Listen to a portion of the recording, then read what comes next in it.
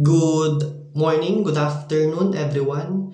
We are the Group 4 and we are going to report the Chapter 9, the Vision and Mission Statement. After reading and studying the chapter, the learner should be able to first explain the context of vision and mission. Next, discuss the importance of vision and mission statement as part of the strategic management agenda.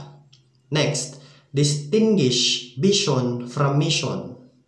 Next, discuss the concept of a strategic vision and enumerate the importance of the vision and mission statement as part of an effective strategy.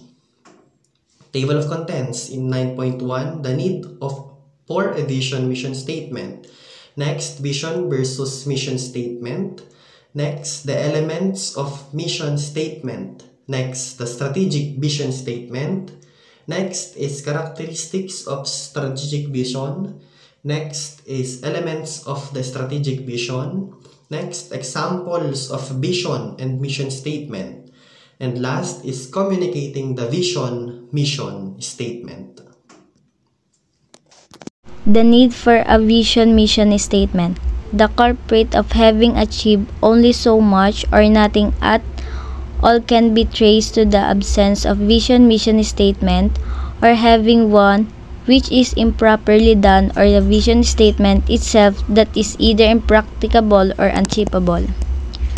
True believers of principle related to strategic management must consider as a basic and fundamental the idea of adapting strategic management as an organizational process where interventions are necessary to stay competitive on a sustainable basis. Vision mission statement. First, mandatory pag-guiding principle of competitive business organization. Second, guiding star of achieving something. Third, serve as a reference point in putting forward qualitative and quantitative parameters and monitoring and evaluating company performance to estimate the level of achievement it has attained. And last, a unifying element promoting a culture of unity of purpose within the organization. After giving importance to commence strategic management tasks by doing environment scanning, manager and strategy should be a proper position to consider the second task, setting a vision mission statement given the kind of environment the company is subjected to. A unique characteristic of strategic management and corporate of business level strategy is the presence of existence of formal written vision mission statement.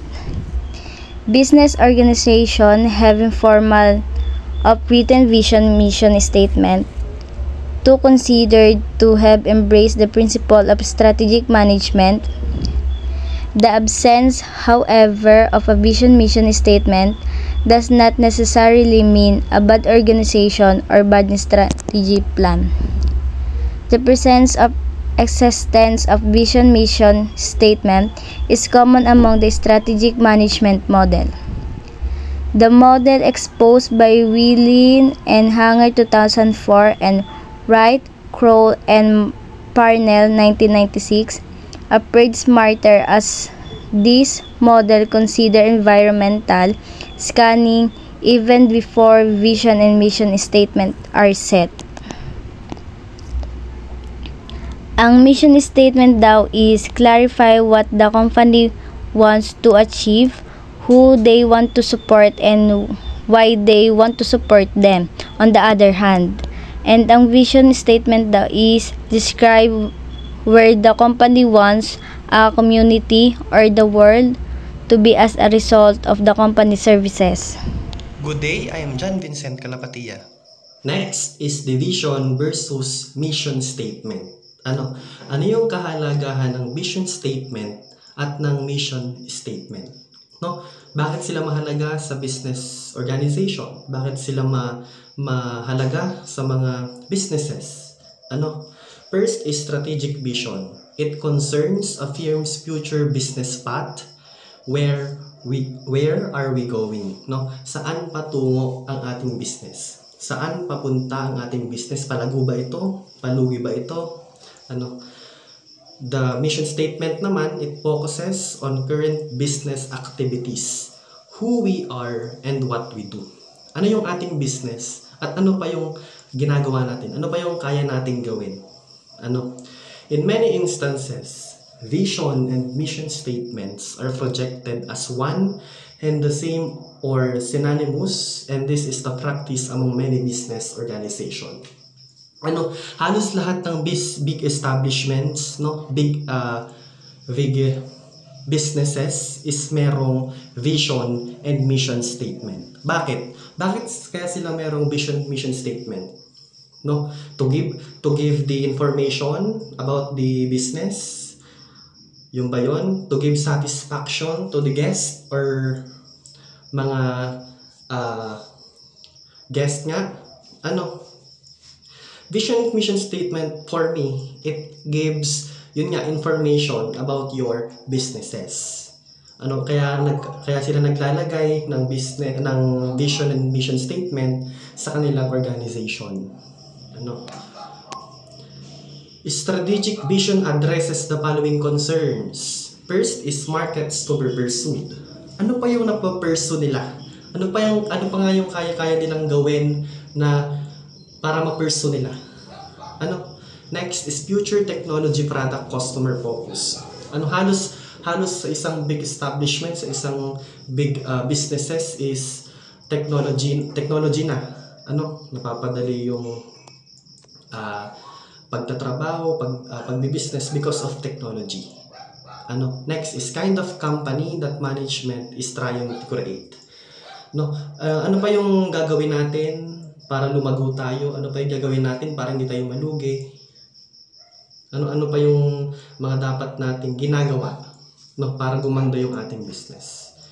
Mission statement specifically addresses the following concerns. First is current product and service offerings. Ano yung kasalukuyan nating binibenta? At ano yung service na ating ino-offer? Next is customer needs being served. Of course, dapat kaya tayo naggawa ng business or kaya tayo nagtayo ng business to give the customer needs to being served. Dapat nasa-serve natin sila. Nagbibigay tayo ng satisfaction sa kanila para pabalik-balik sa ating business. Next is technological and business capabilities. In terms of technology, natutulungan tayo sa ating business, hindi tayo nahihirapan, and ano pa yung capabilities ng ating business in terms of technology, in terms of our employees, and so on and so forth. Next, the elements of mission statement. Mission statement, pag-aaralan natin dito yung mga different elements of mission statement. Mission statement talks about the answers to the question, what are we here for? Bakit tayo nandito sa sitwasyon na ito?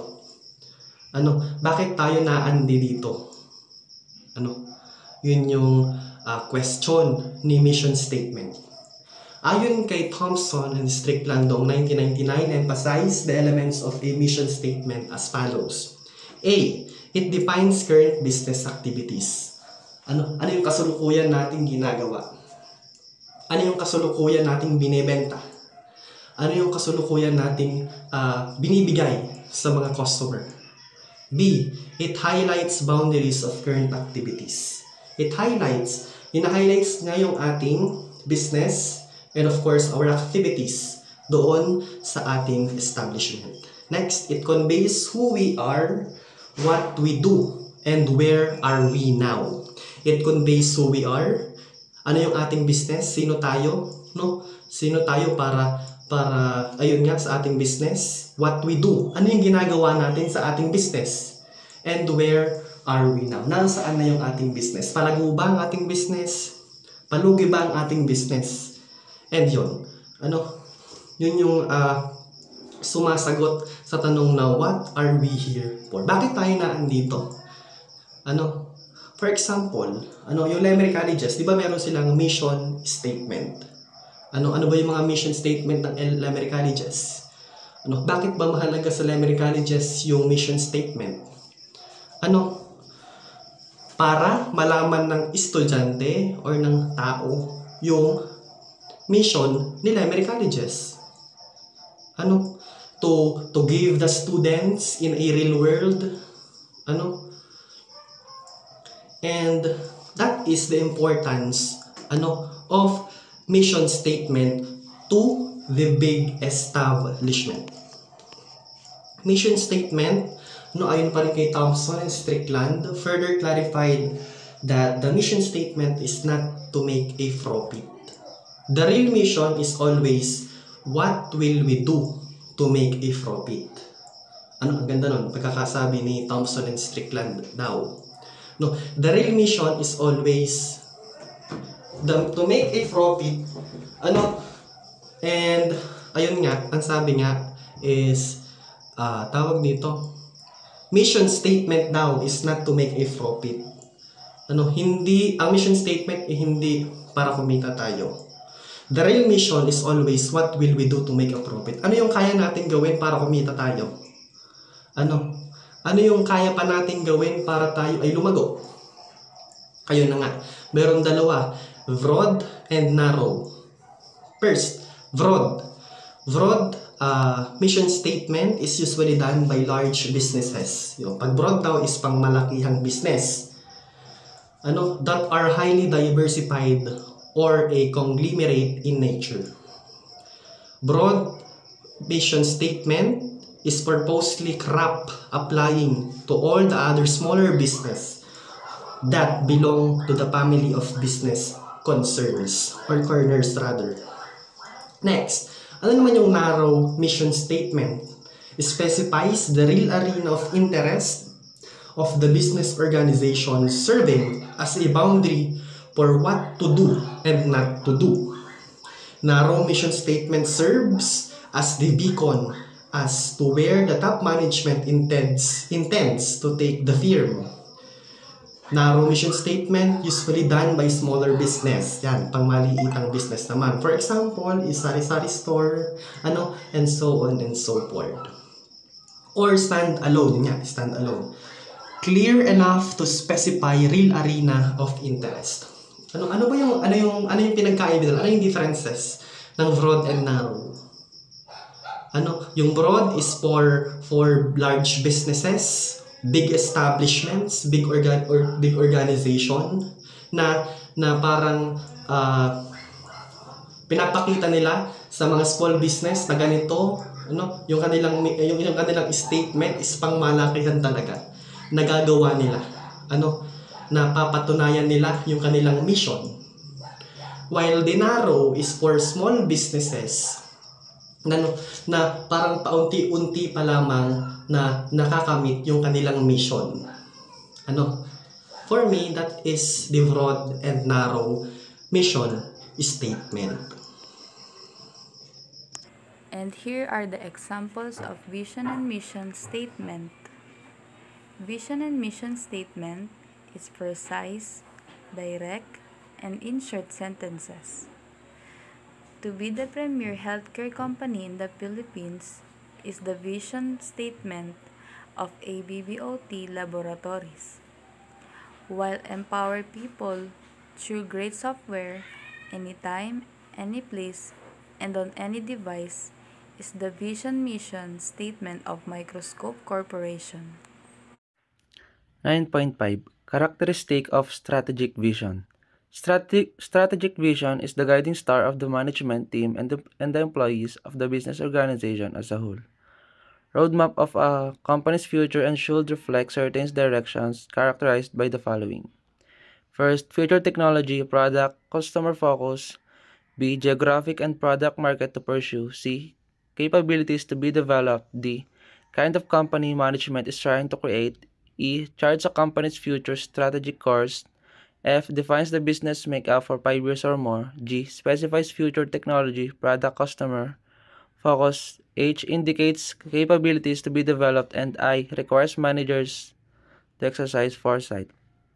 Means that strategic vision serves as the guiding principle for a company, outlining its future direction and goals. It encompasses factors like embracing future technologies, focusing on products and customers, identifying target markets, developing capabilities shaping a company culture, and forecasting strategic initiatives and for the next 5 years or beyond. It demands foresight from managers to navigate the company towards its envisioned future. 9.6 Elements of strategic vision. To be relevant and meaningful, the vision statement should have the following elements. A. Use the mission statement as a starting point. B. Develop a strategic vision that spells out a course to pursue. And C. Communicate the vision in a clear and exciting manner.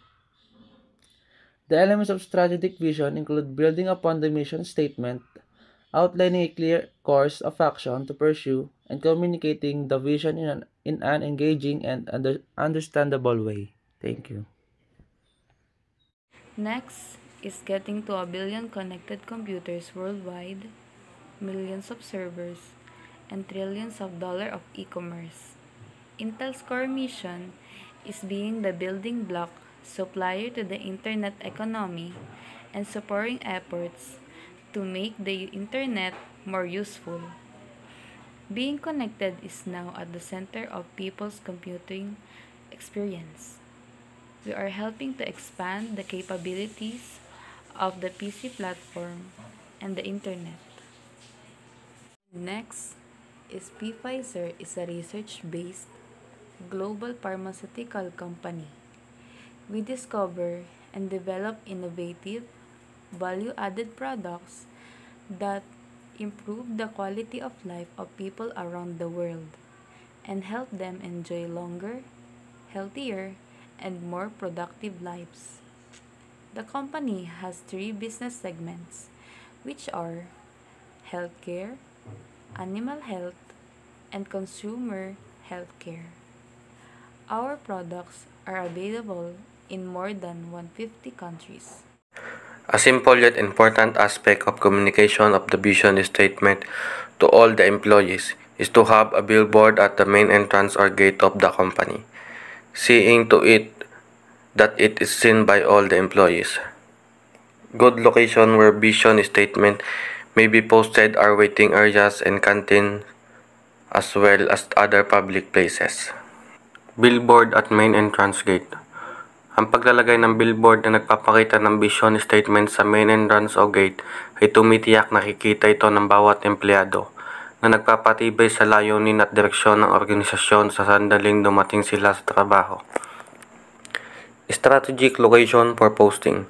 Bukod sa pasukan, ang iba pang mga lokasyong pwedeng lagyan tulad ng mga waiting area, kantin at iba pang pampublikong lugar sa loob ng kumpanya ay nagbibigay ng karagdagang pagkakalantad sa vision statement na tinitiyak ang paulit-ulit na reinforcement at pagkakahanay sa mga layunin ng organisasyon. Most commonly, the vision statement is on the front or earlier page of annual reports and other publication of the business organization. Communicating the vision mission statement should not be limited to the perimeter or compounds of the business. Some business firms do post their vision mission statement in the other place with high foot or traffic volume. The meaning and impact of this movie is substantial because it informs the general public and prospective customers. The idea of quality and social consciousness acting as an effective public relations tool. Ang pahayag ng pananaw ay madalas na nagsisimula sa mga tao ng ulat, ngunit hindi dapat manatili sa loob ng mga pader ng kumpanya. Dinadala ito ng ilang negosyo sa mga lugar na may mas mataas sa trapiko sa labas. Hindi lang para palabasin kundi para kumonekta sa publiko. Ito ay higit pa sa isang kilos. Ito ay tungkol sa pagpapakita ng dedikasyon sa kalidad at panlipo ng responsibilidad. Pagbuo ng isang positibong imahe ng tatak. Communicating the vision mission statement. Vision mission statement should be written excellent and powerful language, not properly relayed or communicated to the parties who are supposed to take part in delivering the expectation from the vision mission statement. It may be senseless after all. She should not be only known to all employees, but we should internalize the vision mission statement or better else on it. Ang pahayag ng vision mission ay nakasaad ng mga pangkalatang layunin ng isang organisasyon. Ito ay nagsisilbing kumpas, gumagabay sa paggawa ng desisyon at mga aksyon. Kapag ginawa ng may kahusayan, ito ay nagbibigay inspirasyon at nag-uudyok sa mga stakeholder. Gayunpaman, kung hindi epektibong naipahayag ang kakayahan nito ay maaaring mawala na nagiging walang kabuluhan. Napakahalaga hindi lang para sa mga empleyado na malaman ang pahayag, kundi pati na rin itong internalize. Ginagawa itong bahagi ng kanilang pagkakakilanlan at nagtutulak sa kanilang mga aksyon tungo sa katuparan nito. The vision mission statement must be relayed or communicated to all parties in an exciting and inspiring manner to send the following message. A. To challenge and motivate workforce. B. To invite the workforce to commit and pursue the vision. C. To arouse strong sense of organizational purpose. D. To induce employee to buy in, and E. To galvanize the employees to live with the business. Ang pahayag ng vision mission ay dapat magbigay ng inspirasyon sa mga empleyado sa pamamagitan ng paglalahad ng mga ambisyosong layunin, pag-anyaya sa kanilang pangako, pagkuha ng kanilang suporta at paghikayat sa kanila na isama ang mga mahalaga ng organisasyon sa kanilang mga aksyon.